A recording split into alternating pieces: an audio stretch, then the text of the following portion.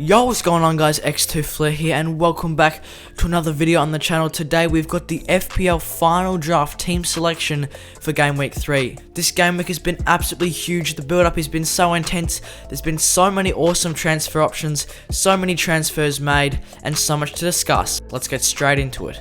So having a look at how the team performed for Game Week 2, it wasn't our best week. We only scored 50 points overall, as the average points to the round was 59, so that was a bit disappointing, getting below average. Our Game Week rank was a dismal 4.3 million, but our overall rank is still okay at 1.1 million, as we scored very well in the first game week. Having a look at the starting 11, the most disappointing player was probably Alex McCarthy, who got 0 points after they conceded 5 goals against the Spurs. Now moving on, the pick of the defenders was probably Trent Alexander-Arnold with 7 points by keeping a clean sheet against Chelsea, with Ayling and Saiss both putting disappointing performances forward.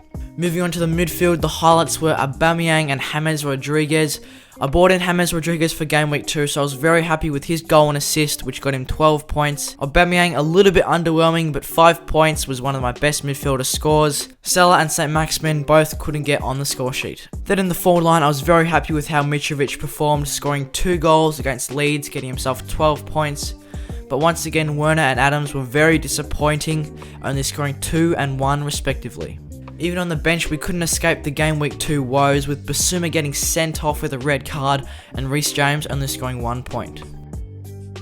So now moving on, let's take a look at the team that I've selected for Game Week 3. In goals, we've once again stuck with Alex McCarthy, as he's got Burnley away this week.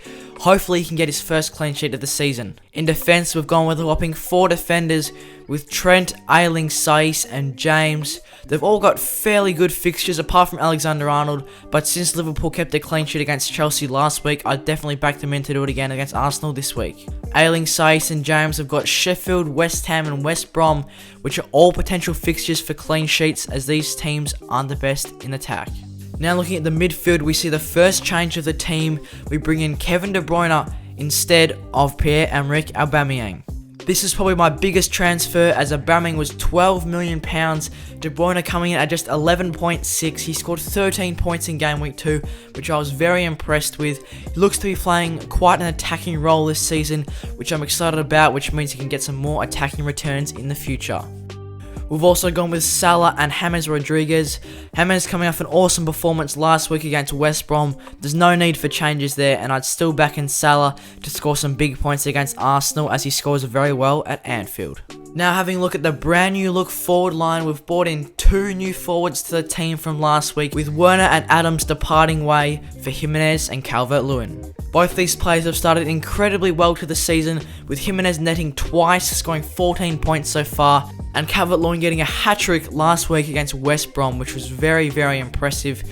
He's on a total of a whopping 25 points so far in the first 2 game weeks, which I'm very impressed with. And to cap off the team, we've stuck again with Mitrovic. He scored twice last week against Leeds, so I was happy that I stayed patient with him and kept him in my team. And he's got Aston Villa this week, so hopefully he can get some more goals for me, so no changes needed there.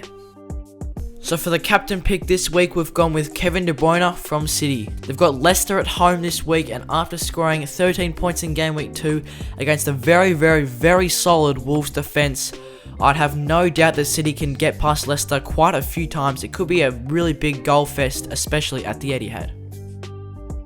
So that's all there is for the final draft for Game Week 3, guys. I hope you enjoyed. If you did, give it a like and subscribe, and leave a comment what you thought of the team and some changes that you brought in for this game week.